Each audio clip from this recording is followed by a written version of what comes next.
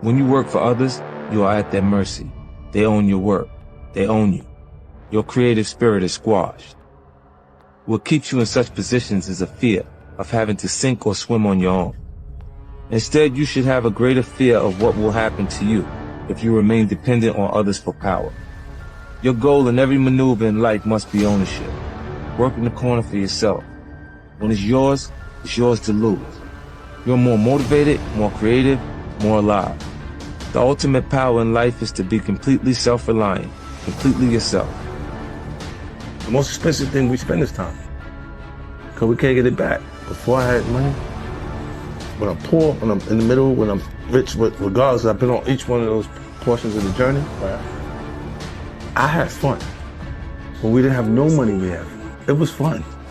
It shifted. It's either when you get hurt that bad, either your fear consumes you or you become a bit insensitive and you start to approach the problem instead of run from it. You know, my grandfather told me, you don't get as far as the motherfucker you talk to for no reason. You'll be successful as the motherfucker you talk to for no reason.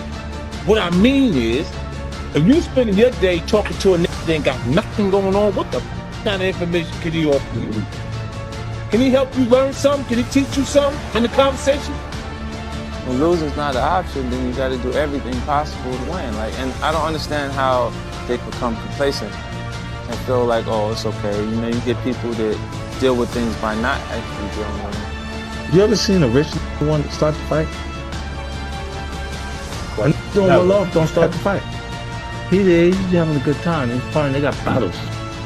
Right? And then you start to fight is not doing as well. Only just 3 is the picture.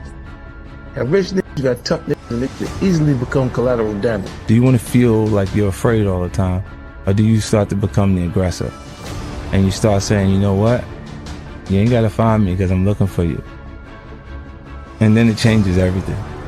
Because at that point, I'm the person looking for you. Now, you don't give me all the controls because I got the buttons. I could just push them. Everyone is not actually going to be prepared to take the time to actually utilize the information that's given to. If you pay attention and you actually keep whatever information is coming in front of you, that you choose what's valuable. But the things that you do hear that are valuable, if you make it your business to keep it, even if you have to write it down, so you have to say it to yourself or whatever, and you just keep. The person says something and you go, what did you just say? Oh, it's like put it on my phone and hold on to it until it becomes a part of you in the way you actually would express yourself at different points. And then you develop a more advanced presentation, and I got that from Robert. They don't care about me. Is it okay for me not to care about people that don't care about me? It would be entertaining for them to see me in crisis. Why would you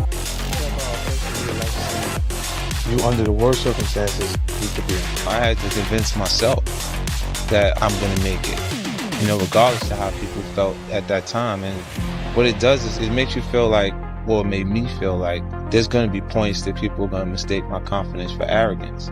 They don't understand the process of it and how much I had to believe in myself in order to make these things happen. I never ran from anything because I didn't have nobody to go to. I've always had that, where I'm going. Home to get me. Ain't nobody there. You know what I'm saying? Like, so I've always been in a situation where I'm forced to deal with it myself. So the most expensive thing we spend is time, because we can't get it back. Before I had money, when I'm poor, when I'm in the middle, when I'm rich, regardless, I've been on each one of those portions of the journey. I had fun at each place. When we didn't have no money there, it was fun. Almost 90% of the time, I'm communicating with people who achieved a higher level of education, right? The college graduates. So if the information that you needed in the business classes were, if everything you needed was in the book, then the teacher would be too successful to teach the class. Find something to fall in love with, something to be passionate about, right? And then because you enjoy it so much, you'll be able to do it so much that you become so good that everybody's gonna love and appreciate you. I think depression's a luxury. Because where I'm from, you can't afford to be depressed. You gotta pay the bill, right? So you gotta go to work. You gotta get up, you gotta go do what you gotta do. They got people right now that's at work don't feel like being there. But they got responsibilities, so they feel uncomfortable while they're working, while they're doing what they gotta do. I grew older. The one thing that becomes clearer to me each and every day is that I don't owe anyone a thing, and neither do you. I've seen a lot of people pollute their potential after sipping from the well of entitlement. This is certainly true of many of the people I've been associated with over the years, even my own son. What they need to understand is that you should never feel like the world owes you anything. It doesn't. You must accept that it's all on you. That might seem like a very cynical way to view the world, but I would argue that it's actually a good way. You know, you feel betrayed when you feel like you're owed something. When you feel resentment when you have expectations for assistance. When you accept that it's all on you, only then can you finally be free to focus 100% on being the best version of yourself.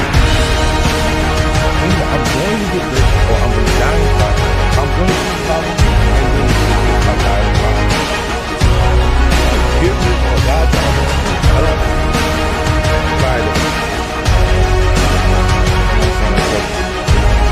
Fall apart, you never know how you get it. It says you don't have to be involved for it to fall apart again.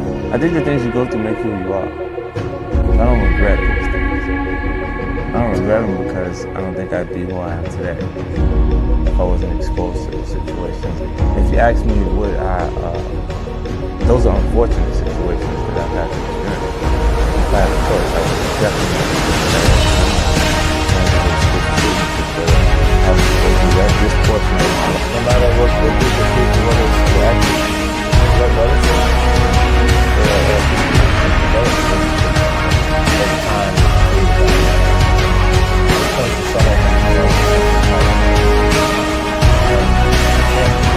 you're blinded by what you've done and consistently say, look at you, versus how it's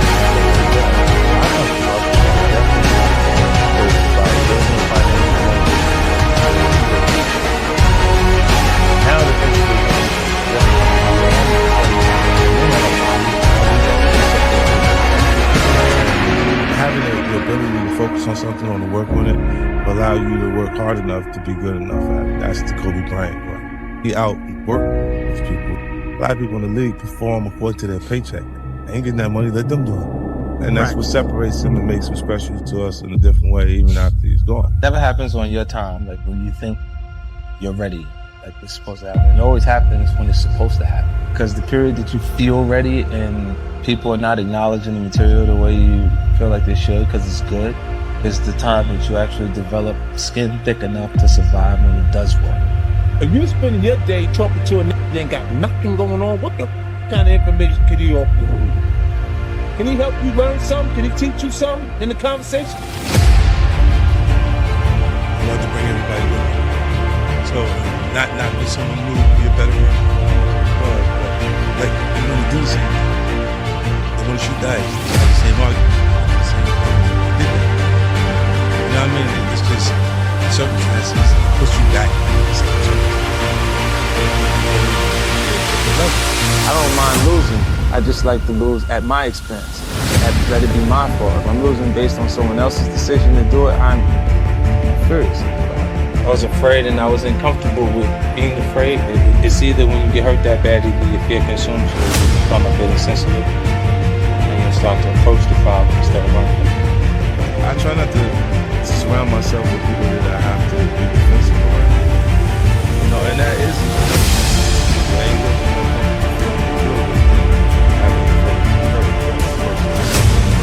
Disappointed.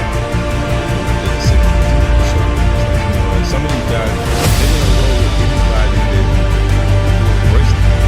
Anybody that every certain period, I'm like, I'm not really.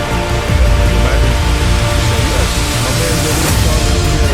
What's up, over there? You go over there and you invite him to somebody who got a problem. You go over and down. It's a problem, man. Yeah, you run into a retreat, and then you have a problem as far as